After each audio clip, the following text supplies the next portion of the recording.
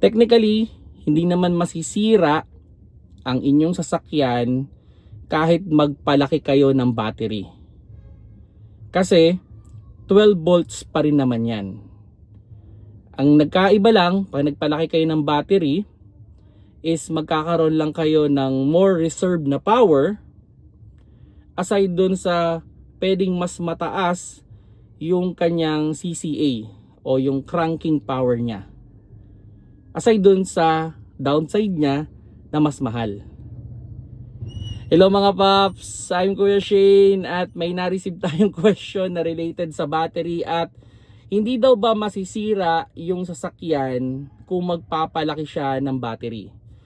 Technically hindi. Ang question lang dyan is kung kasya ba siya doon sa inyong engine bay o doon sa battery bay.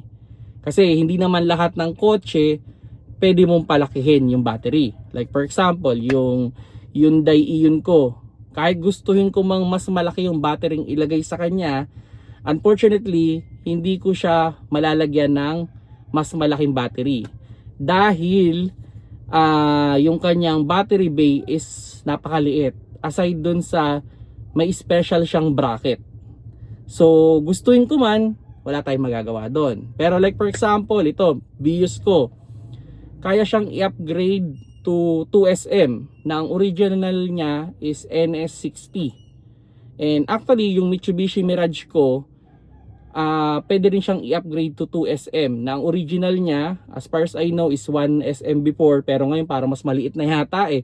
Parang NS60 na rin yata yung nakakarga. So, pwede nyo siyang i-upgrade. Yun nga lang, syempre, may mga consequences din. Tatanggalin nyo yung, normally, tinatanggal yung kanyang parang battery bay. Pero, pwede siyang i-upgrade at walang magiging problema. On reality, ito based doon sa mga nakausap ko na nagbebenta ng battery, mas malaki yung battery, pwedeng mas magtagal sa inyong sasakyan. So, yun yung mas matibay pag mas malaki yung battery.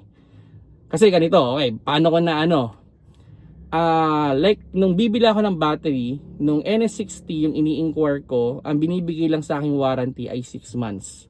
So, nagtanong ako. Sabi ko, baka meron ka dyan pwedeng ibigay sa akin na mas longer yung battery, yung warranty. And sabi niya, okay, ito, bigay ko sa iyo to, 2SM. So, binigyan ako ng mas matagal na warranty, halos dumoble yung warranty ko. So, bakit ganun? Kasi they trust more dun sa battery na mas magtatagal o masigurado silang magtatagal dahil mas malaki yung battery nilagay sa akin. So, yun lang yung idea mga paps, no? Hindi masisira ang inyong sasakyan kung magpapalaki kayo ng battery. As long na kasya dyan sa battery bay ninyo.